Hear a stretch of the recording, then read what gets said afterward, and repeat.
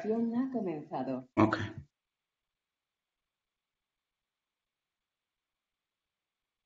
Ya.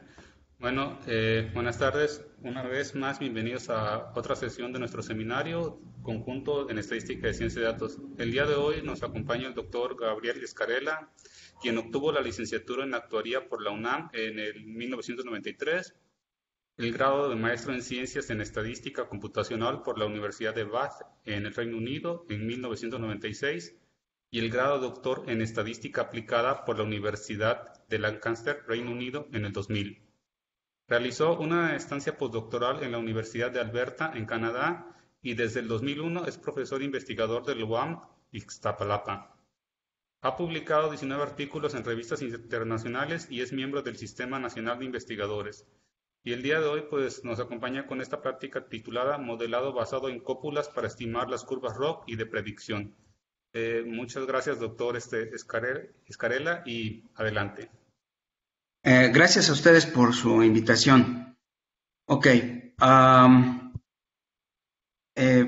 Mi presentación va a estar basada en una breve introducción a algunos antecedentes de estas técnicas, los métodos basados en cópulas, algunos resultados que obtuve de algunas simulaciones, y el análisis de unos datos de la vida real de pacientes con cáncer de mama y algunos comentarios finales. El asunto de la curva ROC pues, es un tema ya algo trillado. Hay un océano de artículos sobre el tema. Voy a justificar por qué otro artículo, por qué otra investigación sobre esta curva es necesaria. Básicamente, la meta de estos métodos de la curva ROC y de la curva de predecibilidad es que nos den algunas medidas, algunas cantidades que nos ayuden a evaluar si un marcador, que es una cantidad continua en este caso, que nos ayude a diagnosticar y a pronosticar si está presente o no una enfermedad. Es decir, vamos a tener dos variables aleatorias, ¿no? Una que es el marcador, que es continuo, y el resultado, que es binario, ¿no? ¿Está presente o no está? Y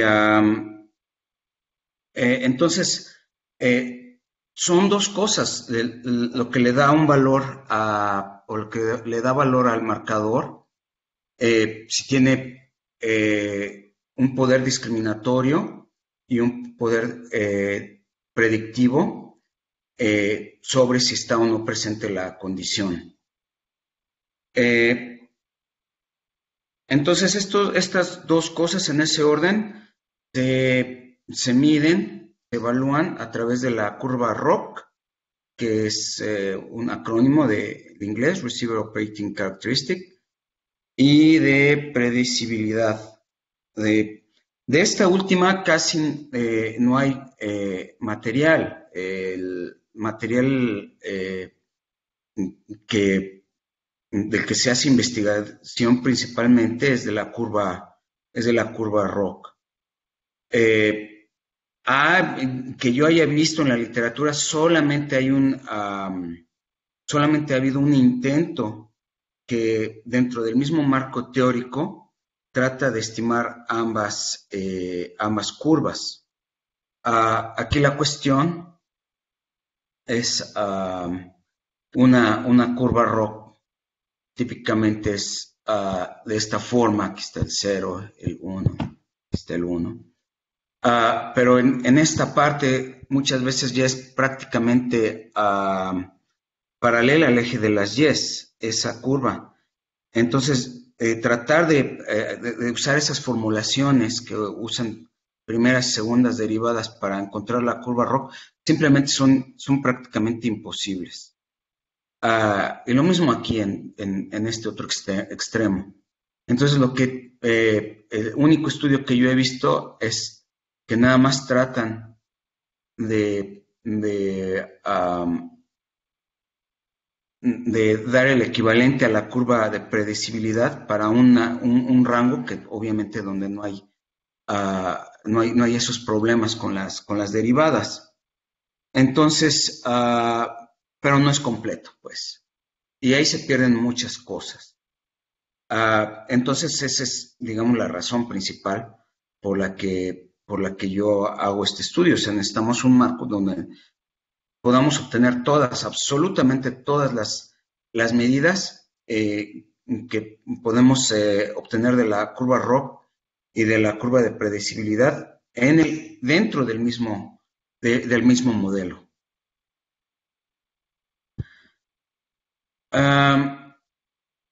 Pero bueno, vamos a ver primero qué es la curva ROC.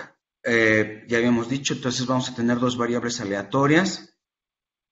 M mayúscula y D mayúscula, la M que es el marcador, que es continuo, y D que es el estatus del resultado, es 0 para la ausencia de la condición, la enfermedad, 1 si es que la tiene. ¿De acuerdo? Estos métodos los usan no nada más en medicina, yo lo doy en el contexto de medicina, lo usan en muchos otros contextos. Yo voy a ponerlo nada más en el aspecto de medicina. Vamos a definir las tasas de verdaderos positivos, true positive, y falsos positivos, false positive, que son estas dos. Son dos funciones de supervivencia condicional. La TP es de que el marcador exceda algún umbral C, dado de que la enfermedad, la condición está presente, y el FP, el false positive, es la probabilidad también de que M, nuestro marcador, exceda ese umbral condicionado a que está ausente la enfermedad, ¿no? Obviamente, pues lo que queremos es que entre más grande esté nuestro marcador, pues tiende a estar presente la enfermedad y que sea un error, precisamente un falso positivo, cuando tenemos un valor grande y no está presente la enfermedad. Entonces, básicamente la curva ROC es esta gráfica, o sea, podemos poner una secuencia de estos umbrales en toda la recta real, obviamente por errores numéricos, pues no es posible siempre ponerle de menos infinito a infinita y se le va tanteando para entonces obtener puntos en el plano cartesiano de estos FP y TP. ¿De acuerdo? Entonces la gráfica, pues como había dicho, pues generalmente es una cosa de este estilo. En la diagonal, 0, 1, esta nos da el punto en que pues el marcador no nos dice nada acerca del resultado, ¿no? Le llaman esa línea la línea de aleatoria. Y todo lo que está aquí arriba, cualquier curva que aparezca aquí arriba, pues ya nos está dando algo útil. ¿De acuerdo? Una expresión alternativa de la curva ROC es esta, ¿no? Es el true positive evaluado en el inverso del false positive, ¿no? En un cuantil. ¿De acuerdo? Ok.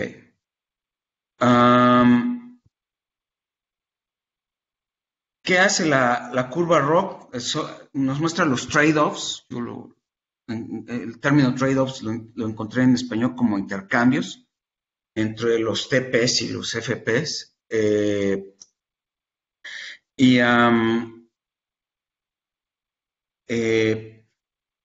Se pueden extraer varias cantidades también que nos ayudan a cuantificar la discriminación de nuestro marcador, ¿no? Una de ellas es el área bajo la curva, el área debajo de la curva ROC. Es una medida muy utilizada, es un solo número, que está obviamente entre 0 y 1, o 0.5, que sea utilidad, la diagonal, y 1, que nos dice qué tan útil es con un solo número, qué tan útil es el marcador para discriminar. Y también de la misma curva ROC, podemos obtener algún criterio para el cual yo pueda obtener un umbral en el que yo pueda ya discriminar, decir, a partir de este umbral, lo más probable es que sí vaya a salir positivo el resultado o negativo. ¿De acuerdo? Uno de esos es el punto más cercano de la distancia más corta que haya a este punto. Hay otros dos, ¿no? El índice de Juden y otro que estoy olvidando ahorita. El que yo uso en esta investigación es el punto más cercano. Hay un artículo por ahí más o menos reciente que compara todos estos criterios y encuentra que el punto más cercano es el mejorcito. Un aspecto importante de la curva ROC es cuando le sacamos la derivada, se puede obtener un cociente de las densidades de las supervivencias condicionales dadas por FP y TP, que es este que aparece aquí en la pantalla, el ROC prima. Ese delta es simplemente un umbral. A final de cuentas, el resultado aquí es significativo, que es que este cociente, si es monótono creciente, sí, solo si la curva ROC es convexa. Y como resultado, pues traducido al castellano, es que la convexidad asegura que valores grandes del marcador tienden a estar asociados con la presencia de la condición. Entonces, la convexidad de la curva ROC es una condición importante. Es como un termómetro, ¿no? Si entre más grande nos dice el termómetro que pues, hace más calor, ¿no? Que haya algunos intervalos donde ya no hace tanto calor y luego de nuevo hace calor, ¿no? Esa es básicamente la idea. Esto es importante, obviamente, porque no nada más queremos ver que tener un área bajo la curva significativa, podemos tener una curva ROC con ganchos, les llaman, ¿de acuerdo? Y entonces eso ya no es tan útil, eso nos puede dar insisto, un área bajo la curva muy relativamente grande, pero no nos da una convexidad. Ese asunto de convexidad, pues es importante. El modelo el modelo establecido, que es el modelo binormal, el cual supone que estas FPs y TPs, estas condicionales, provienen de gaussianas, no necesariamente cumple la curva ROC, se puede poner alguna restricción. Y de hecho, dentro de ese océano de literatura de la curva ROC, pues hay muchos modelos que ya preestablecen, que ya fijan, pues, la convexidad de la curva ROC. Pero al mismo tiempo uno pues, puede cuestionar eso, o sea, ya está forzado a que el marcador ya va a ser, nos va a dar una curva ROC convexa. Pero es cierto, los datos nos lo van a confirmar así. Entonces, por eso esos métodos son altamente criticables, incluyendo el binormal.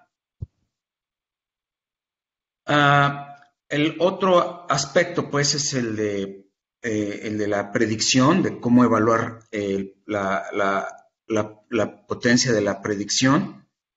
Y aquí lo vamos a hacer a través de la curva de la predecibilidad. Primero, para definirla, primero tenemos que definir la función de riesgo, que es básicamente la probabilidad de que esté presente la enfermedad dado el valor del marcador, ¿no? Cuando esta función es monótona creciente, podemos definir la curva de predecibilidad. Otra vez, parecido a la curva ROC, también vamos a encontrar puntos en el plano cartesiano para varios umbrales del marcador, en este caso M, evaluados en la función de distribución marginal del marcador, F mayúscula de M, y esta función de riesgo. Esta gráfica, entre más empinada esté, mejor nos va a dar predicciones sobre el resultado, basándonos en el marcador. También esta función de riesgo se puede expresar en términos de las dos variables aleatorias, como la probabilidad de que el resultado sea positivo, que la enfermedad esté presente, dado algún cuantil del cuantil de nuestro marcador M. ¿De acuerdo? Y la función inversa de R, de nuestra función de predecibilidad, R es mi función de predecibilidad. La inversa nos ayuda con cuantiles predeterminados, V, nos ayuda a determinar grupos de riesgo, ¿no? Por ejemplo, si yo pongo un umbral de 0.20 para abajo de la inversa de R, todos aquellos que caen en ese rango, los puedo clasificar como individuos de riesgo bajo y, por ejemplo, para 0.8 para arriba, los de riesgo alto, ¿no? Dejando en riesgo moderado los de en medio, que es algo que se hace frecuentemente en medicina, pero no siempre se justifica muy bien a esos grupos de riesgo. Aquí está la inversa, es esta. De acuerdo, y la inversa es básicamente la función de distribución de mi función de riesgo. ¿Ok? Al igual que la curva ROC, también tenemos algunas medidas que nos van a ayudar a evaluar qué tan fuerte o qué tan débil es el poder predictivo del marcador. Entonces, una de esas es la total gain, la ganancia total, que es esta TG, esta integral de 0 a 1 del valor absoluto de la función de predecibilidad menos P, que P es la tasa de prevalencia, la probabilidad de que esté presente la enfermedad, la condición.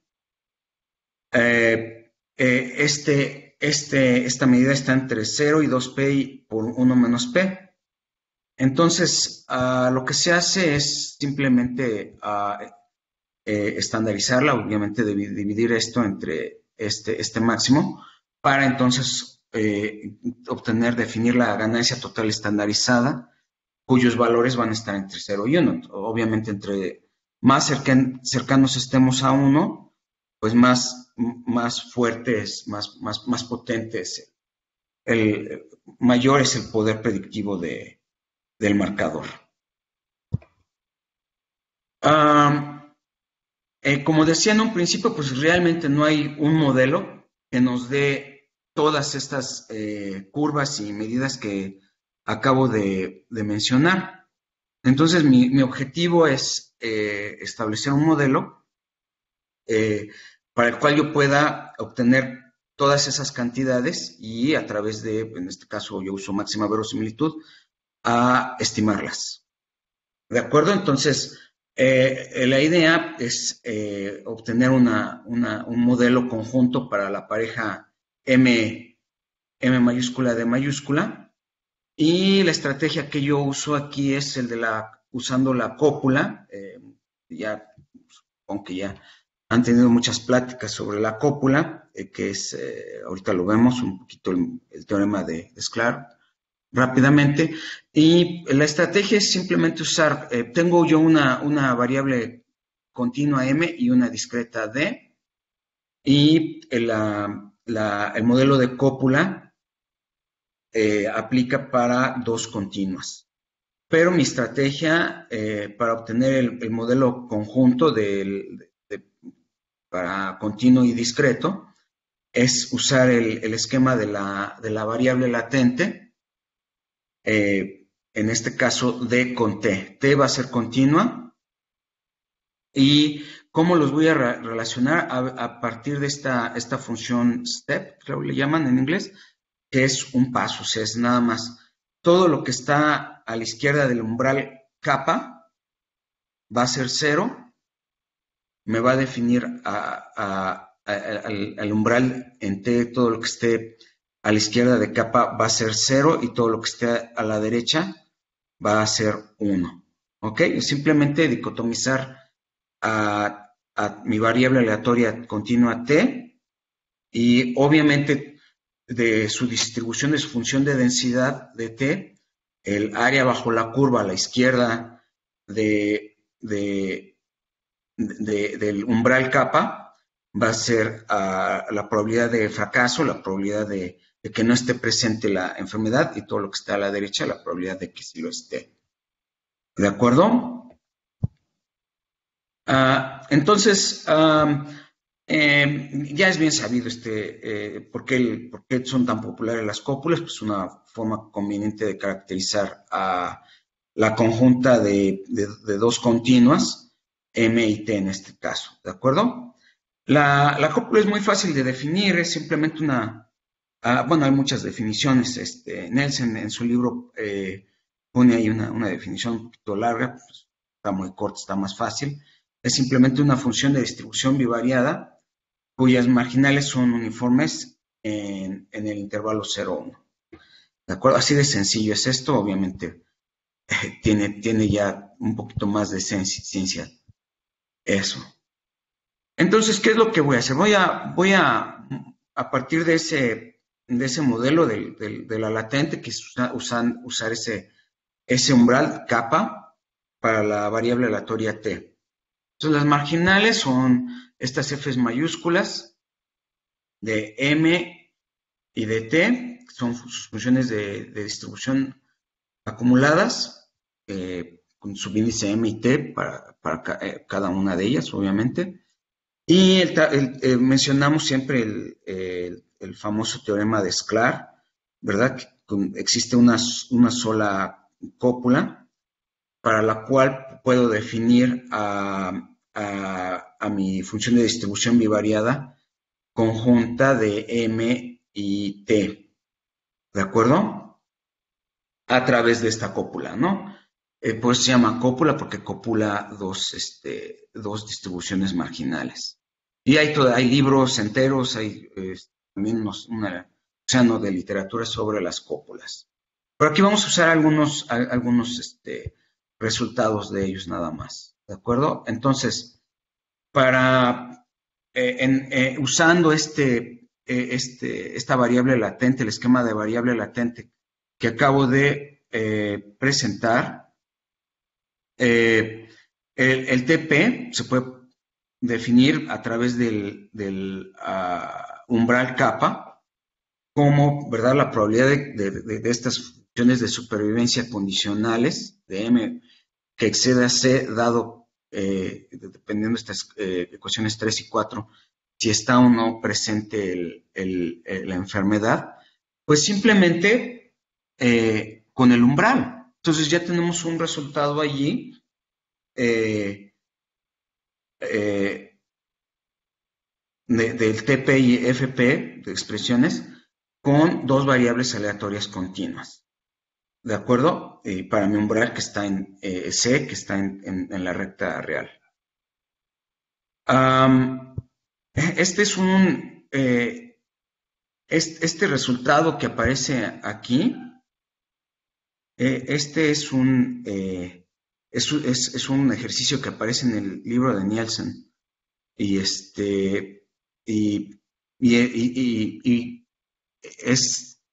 como notonicidad de M y T, quiere decir que alcanzan la dependencia máxima entre ellos dos, la cópula máxima le llaman, la cota superior de Frechet, ¿de acuerdo? Y este resultado nos permite obtener esta curva ROC, que es básicamente, tengo aquí mi cuadro, mi curva ROC es la mejor posible discriminación, ¿de acuerdo? Este es un resultado que todo el mundo sabe, que todo el mundo maneja, que ese es esta curva, es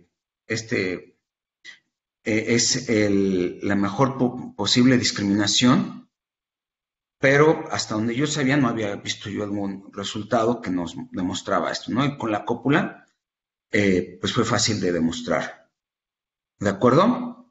Y también para cuando se tiene esta dependencia máxima entre estas dos variables aleatorias, la curva de predecibilidad es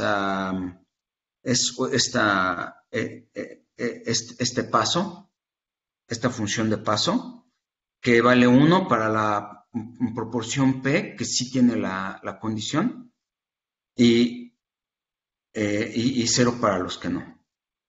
O sea, la mejor predicción posible.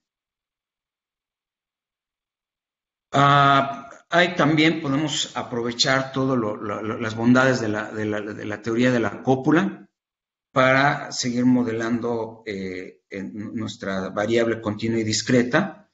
Podemos usar aquí la tau de Kendall. En general, la expresión que se conoce es esta. Esta me la encontré en un artículo más o menos reciente, que es el coeficiente de correlación de los índices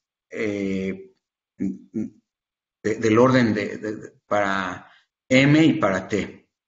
¿De acuerdo? En este caso, estas parejas aleatorias M1T1 y M2T2 son copias, son pues, como es M y T.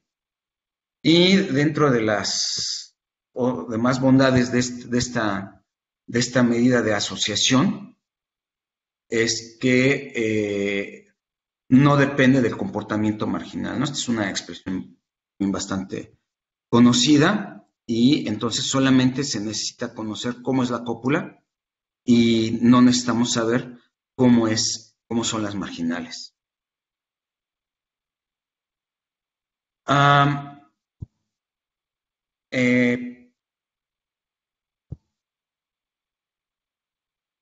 Tenemos aquí se puede obtener esta expresión a partir del esquema del umbral de capa. Se puede obtener esta expresión para la función de distribución conjunta ya de la continua y la discreta. Y entonces la densidad es simplemente la derivada de esta con respecto a la parte continua, que me da este resultado, ¿no? Para cada uno de los dos posibles resultados de D mayúscula. Aquí lo interesante es que de este paso, ya no pongo el procedimiento, ya nada más lo platico. Hay que evaluar una F de la correspondiente a la marginal de T en el umbral, lo cual, como había dicho, esa área bajo la curva a la izquierda del umbral kappa me da 1 menos P, el complemento de la prevalencia. ¿De acuerdo? Y entonces ya desaparece la marginal de T. O sea, esta expresión está dada en términos de nada más la cópula, bueno, en este caso la derivada de la cópula, a esta le llaman la cópula condicional, si no mal recuerdo. Aparece la marginal de mi marcador, la cópula y la prevalencia nada más. Está dada en términos de estos 3 componentes. Y ya no tenemos que preocuparnos por cómo tiene que ser la marginal de T. Una forma alternativa de obtener esta función de densidad conjunta es usando también la derivada Radon-Nikodym de la cópula de M y T, y da exactamente la misma expresión. Yo aquí ya lo doy más entendible así con el esquema de la variable latente, pero da exactamente lo mismo. Al igual, mi motivación aquí de usar la cópula gaussiana para el modelado en general es la cópula, desde un punto de vista de lo que yo he leído, lo que he visto, pues es la más popular. Aunque cuando mandé mi articulito, sí hubo alguno que otro árbitro que sí me lo criticó demasiado. No es la mejor, es la más usada, es la más popular y punto, pero no quiero decir que sea la única. De hecho, mis simulaciones lo hago basado en otras cópulas, pero eso ya lo veré un poquito más adelante. ¿Qué es la cópula gaussiana? Es simplemente evaluar la función de distribución normal bivariada con media 0, 0 y matriz de covarianzas igual a la matriz. Esta matriz va a tener en la diagonal va a tener a 1 y en las demás entradas va a tener a ρ, y ρ está entre menos 1 y 1. En este caso, ρ pues juega el papel de nuestro parámetro de dependencia. Es relativamente fácil de evaluar. De algunos años para acá, un poquito menos de 10 años, hay una biblioteca en R que se llama Cópula y es una maravilla. Tiene absolutamente todo y evalúa incluyendo esta cosa, ¿no? La Tau de Kendall, que no está difícil, ¿de acuerdo? Pero genera muy buenos números aleatorios, parejas aleatorias. Esa yo la usé. Por alguna razón no tiene las derivadas, pero esta está muy fácil de evaluar, pero muy, muy fácil. Y yo usé como mi modelo principal. ¿Por qué lo usé? Porque en analogía con el modelo de la curva ROC principal, que son puras condicionales normales, pues yo agarré y dije, pues voy a poner la cópula más popular, que también resulta provenir de la normalidad. Para mis simulaciones usé 3 cópulas también muy populares, la Clayton, la Frank y la Gumbel, que son cópulas arquimedianas. Ha ido la definición, es simplemente se necesita una función generatriz, la cual debe de cumplir que evaluada en 0 da infinito o tiende a infinito y en 1 da 0. ¿De acuerdo? Y es convexa decreciente. Entonces, lo único que se necesita son esa función generatriz y nada más necesitamos evaluar su función inversa y su derivada, y ya con esto ya conocemos la cópula y la cópula condicional, y ya con eso podemos obtener todas las expresiones que tenemos de la curva ROC y de la curva de predecibilidad. Entonces yo uso esta para hacer mis simulaciones, uso el paquete cópula, como había dicho, genero parejas aleatorias que corresponden a marginales uniformes, a ambas marginales uniformes, y uso el método de la transformación inversa para generar mis datos simulados, ¿no? En este caso, en la marginal, para la entrada de la marginal del marcador, simplemente la inversa del marcador. Y para esta es una formulita, un pasito nada más. Ese es muy fácil, es dicotomizar nada más la uniforme 0,1. ¿De acuerdo? Es una operación bastante sencilla, es muy fácil generar estos datos. Yo uso aquí como mi ilustración, la marginal es evidentemente bimodal.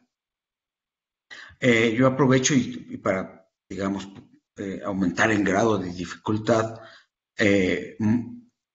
pongo a mi marginal del marcador como una mezcla de dos normales asimétricas, ¿no? Aquí la función de densidad correspondiente es esta fórmula que aparece en medio.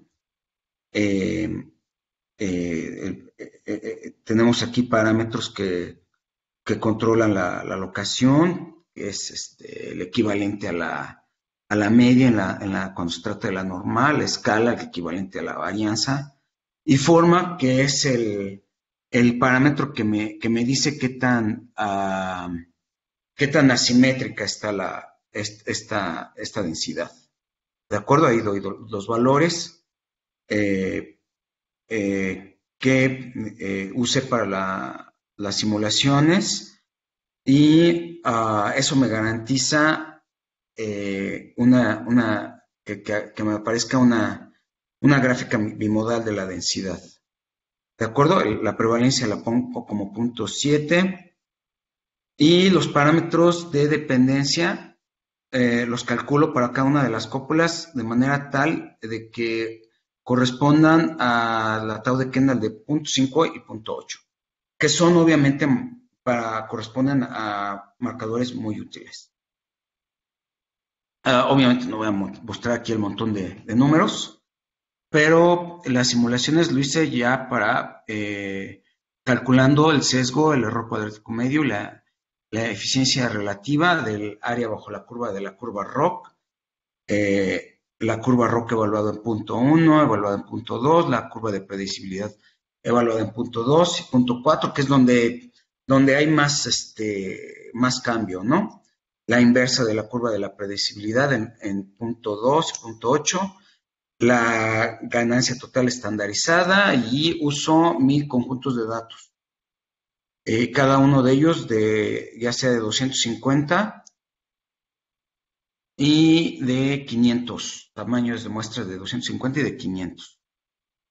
Aquí lo sobresaliente, usando la mala especificación, es decir, usando las tres cópulas y ajustando y queriendo recuperarlas con la gaussiana, lo más sobresaliente es que el área bajo la curva es decir, cuando se trataba de estas integrales, de estas áreas, la ganancia total estandarizada,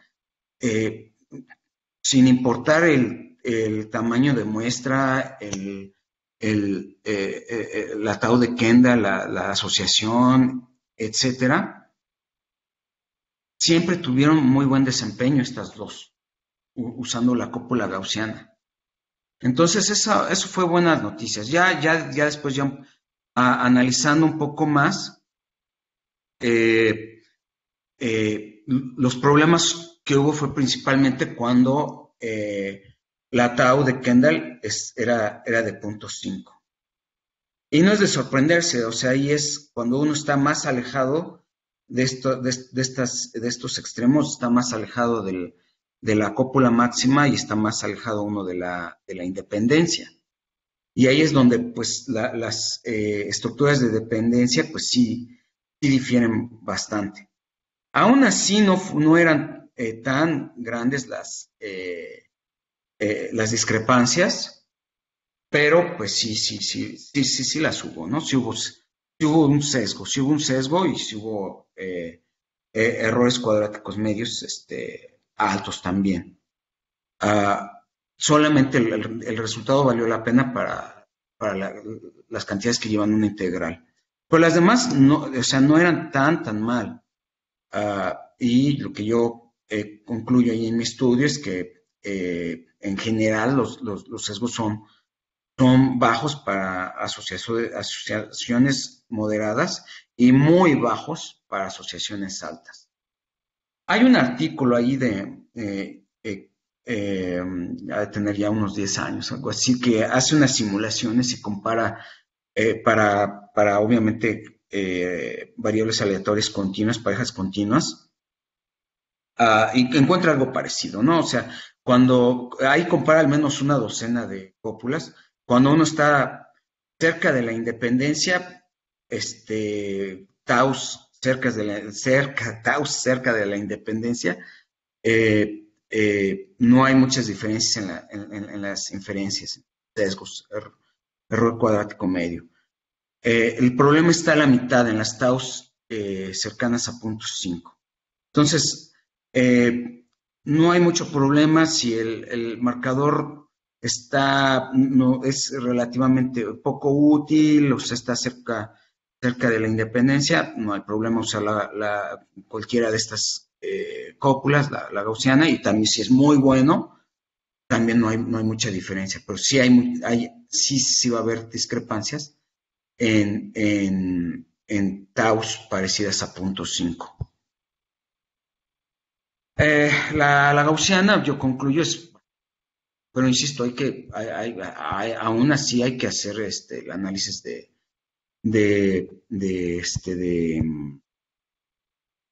residuales. Esa parte me la salto porque sí me tomaría algo de tiempo. Yo uso los residuales que yo uso son los de Dunn y Smith, que son de mediados de los 90s, que se llaman residuales de cuantiles aleatorizados, ¿de acuerdo? Y para obtener bandas de confianza uso el Bootstrap. También no voy a abundar mucho en esa técnica, está bastante bien establecida. También no voy a ahondar mucho en cómo probar la hipótesis nula de convexidad. Hay un método bien establecido, es de Lloyd, es el autor, que básicamente fija una curva ROC estrictamente convexa y varía los TPs y los FPs a través de simulaciones, y ese es el que nos conlleva a un valor P. Ese sí es el método, obviamente no es mío, pero yo lo empleé y no tiene que ver con las cópulas para ver efectivamente mi marcador, a final de cuentas, me da es razonable pues tener una curva ROC convexa. Insisto, casi nadie hace ese cálculo y todo el mundo supone que es convexa su curva, y desde un punto de vista eso está mal. Hay que hacerlo. Me paso ya aquí a la ilustración. Ya ahora con todo esto de las expresiones del gen, que están disponibles. Aquí voy a usar una que se obtiene de una sonda que corresponde al receptor de estrógeno positivo.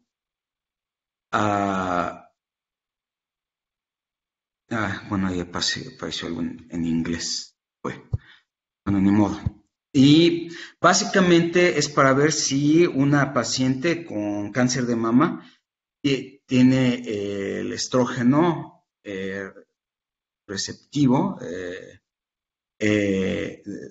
receptor positivo, ¿no? De eso depende mucho el tipo de terapia. La gran mayoría, bueno, aproximadamente el 70% de las pacientes tiene el ER positivo y el complemento pues es negativo. Y de eso depende de cómo va a ser el tratamiento, sobre todo de una manera inicial, ya que se le detecta, se diagnostica el cáncer.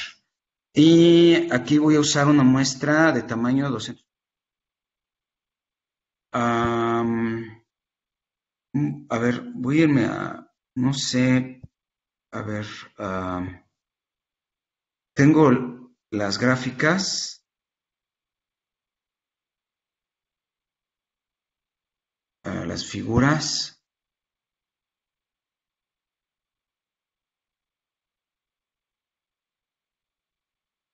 A ver, ¿se ven? ¿Me pueden decir, se ven? Sí, sí se ve. Ok. Sí se ven. Ok, gracias. La gráfica de arriba son los residuales estos estandarizados de las condicionales. Y la condicional de M dado D está bien y la D dado M están bien, entonces el modelo es correcto. Aquí en la gráfica de arriba a la izquierda es un backplot, que es el equivalente al boxplot, pero tridimensional. Y se supone que estos residuales se distribuyen aproximadamente gaussianos.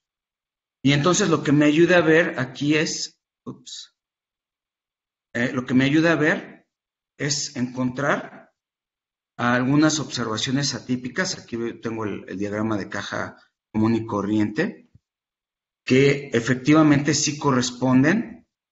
Lo que hice fue quitar tres, eran los tres más extremos, que es algo súper característico para estos datos de genoma. ¿De acuerdo? Son clásicos. ¿Qué hacer con este tipo de observaciones atípicas? Pues no hay un consenso, yo agarré y los quité. Y ya después, ya una vez que los quito, pongo mi QQ-plot para cada uno de estos residuales de las condicionales, que deben de ser gaussianos y son, la verdad, se ajustan bastante bien. Y ya aquí ya pongo, ya después de haber quitado pues esas observaciones atípicas que me dieron estos residuales, ya grafico mi curva ROC, que es la que aparece con la línea intermitente. La línea continua es un estimador de la curva ROC usando un procedimiento de kernel. Es un artículo que se publicó alrededor de hace unos 5 años, bastante bueno, porque hay otro estimador de kernel ya más viejo, pero es bastante malito. Y lo supera. ¿Por qué lo uso aquí? Como medida de bondad de ajuste, ¿no? Para que me va diciendo que obviamente lo ajustado se parece pues a este kernel. Y tenemos ahí punteado en esta gráfica izquierda las bandas de confianza de 95%. O sea, tenemos aquí una curva ROC pues bastante buena. Y lo mismo pasa con la gráfica de la derecha,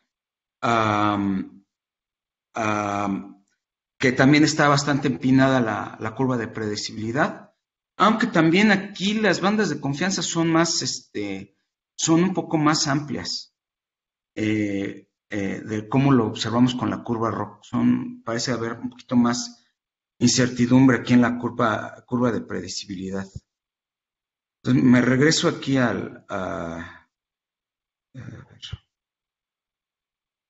regreso a presentación.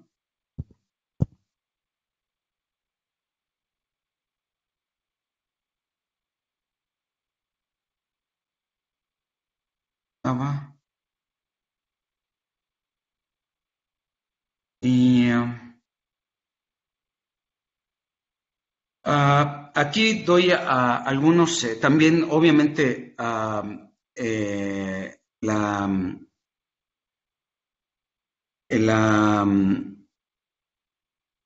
usé la marginal, era una mezcla de dos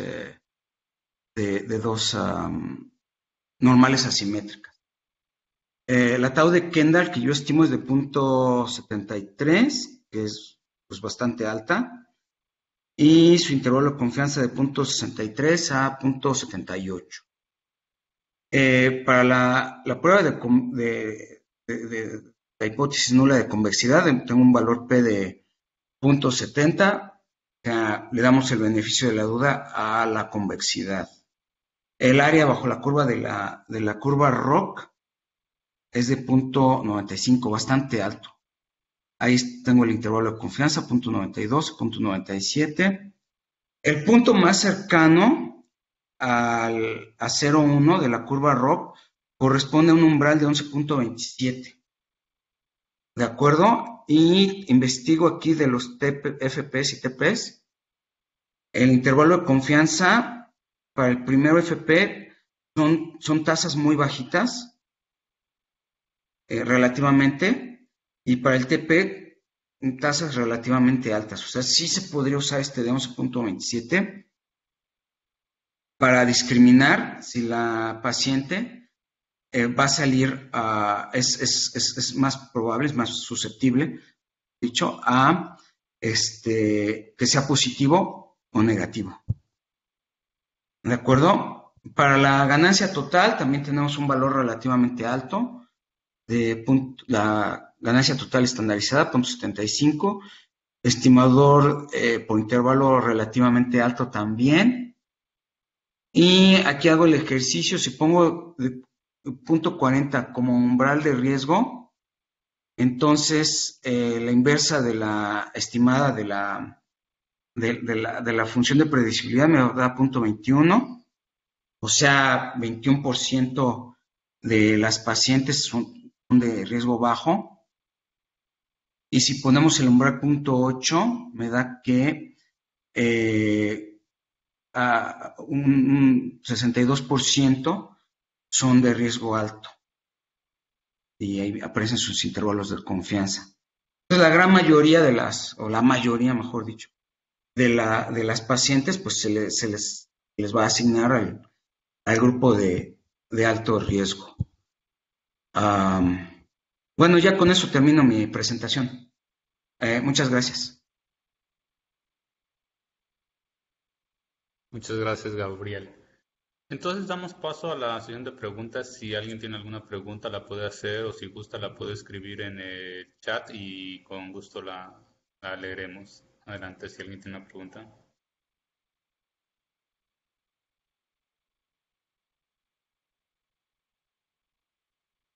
Bueno, yo tengo una pregunta, Gabriel.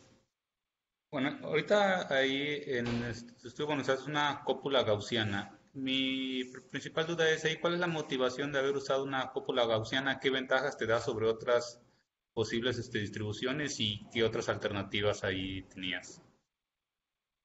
Es una pregunta bastante común. Es una pregunta que pues, tiene poca, o sea, la respuesta es superficial.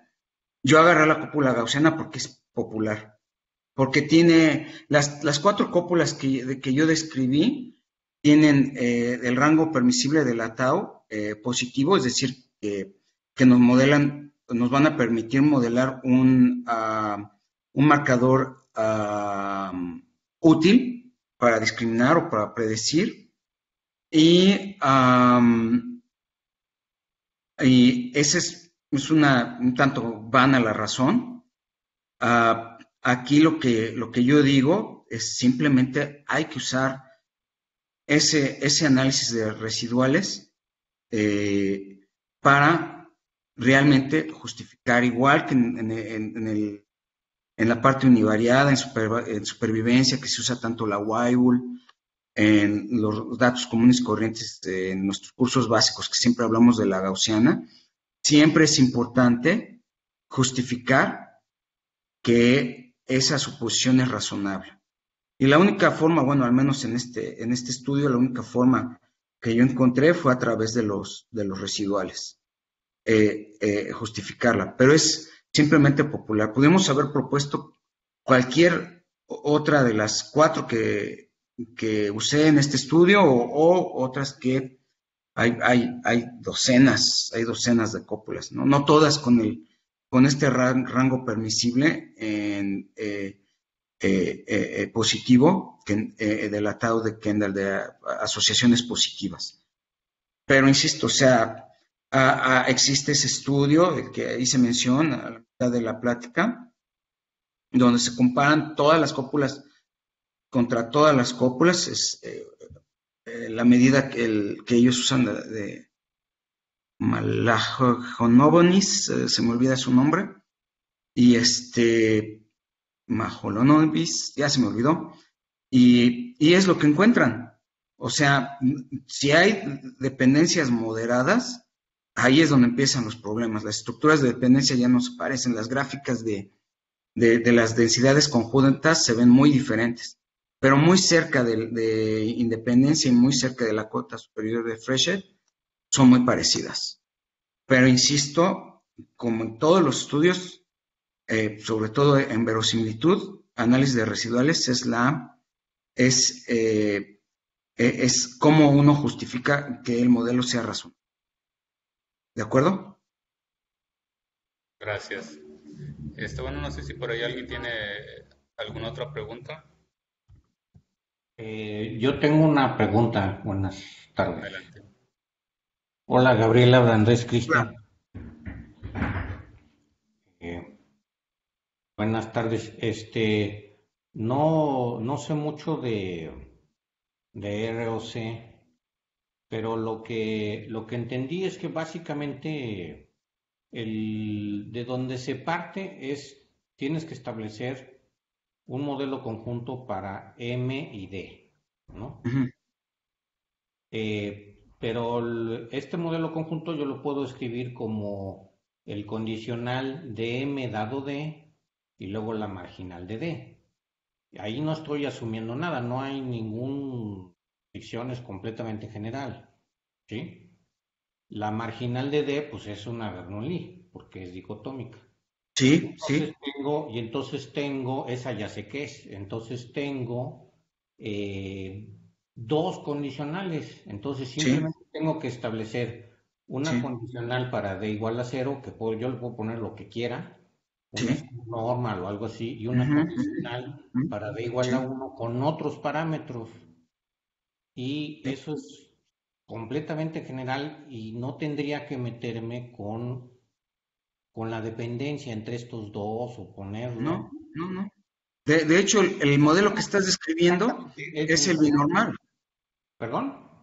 El modelo que acabas de describir es el binormal, donde estas funciones de supervivencia condicionales se suponen gaussianas cada una. Okay. Y eso está bien, y es el modelo más usado. Es más, muchos software, creo que hasta el Excel ya lo trae ahí listo para obtener. Excelente. Entonces, ahí sí me perdí. ¿Por qué no te vas tú por ahí? Porque ya no puedes, ya te cuesta mucho trabajo de esa especificación llegar de la curva ROC a la curva de predecibilidad.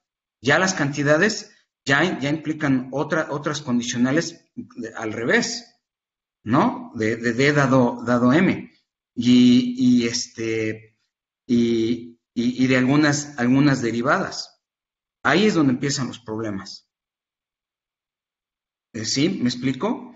Sí, Entonces, pero supongo que numéricamente se puede hacer, todo eso no es tan no, complicado. no, porque es lo que dije, solamente hay un estudio donde para hacer la proyección,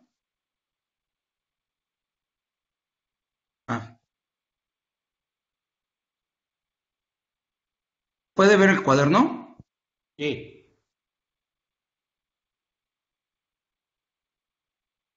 En esta parte Mm. vas a tener algunas de las expresiones que vas a necesitar la derivada en esa parte. Esto aquí numéricamente va a ser prácticamente imposible, Mm. porque hay cualquier cambio pequeñito, te da algo gigantesco, ¿de Ujú. acuerdo? Esa es, digamos, la razón, lo que justifica prácticamente toda mi plática. Ok, ok. Que, o sea, si lo hacemos de manera naif, numérico, tú dices, ay, pues sí lo puedo hacer y lo hago brutalmente por cierto. Teóricamente sí, Pero resulta que es muy, muy inestable en esos efectivamente. detalles y entonces uno se mete en muchos problemas. Numéricamente, ahí sale cualquier cosa. Ok, entonces lo que tú estás diciendo, bueno, mejor le damos la vuelta con algo donde analíticamente yo tengo control de lo que pasa y entonces me voy por ese lado. Efectivamente, en Ok. vez de modelar esas condiciones o condicionales, perdón, como tú bien lo pones, y es el modelo superestablecido desde hace medio siglo, si no es que hasta más, decir, bueno, es que yo quiero todo, pero dentro del mismo marco. O Ujú. sea, lo que hace la gente dice, bueno, con el modelo binormal calculo la curva ROC y con un modelo logístico como la curva de predecibilidad es algo muy parecido a una logística, a una distribución logística. Entonces agarran y dicen, pues uno lo calculo con la binormal y el otro con la logística, que además también tiene sus problemas. Entonces, pues ya no son inferencias realmente equivalentes. O sea, estás haciendo inferencias uno de una forma y del otro del otro. Y no necesariamente siempre van a coincidir. ¿De acuerdo? Ujú. Sí, ok. Excelente. Entonces, un área de oportunidad, por otro lado, es mejorar los métodos numéricos cuando se usa la binormal. Esa sería Ah, una vía. Otra posibilidad es lo que tú presentas, ¿no? efectivamente. O sea, aquí todo está dentro del mismo marco. Es el mismo modelo que me da absolutamente todas las cantidades que yo necesito. Ujú. En la práctica, los bioestadísticos, los biomédicos, los médicos, los practicantes, lo que hacen es tener todo este montón de medidas para varios marcadores, varios candidatos, ¿no? Ujú. Y lo que se quiere es seleccionar uno en particular que mejor discrimine, mejor prediga el resultado. O sea, aquí mi ilustración efectivamente nada más tenía un, este, un solo marcador. Ujú. Sí. Ok, excelente. Muchas gracias. Sí, Saludos. sí, gracias.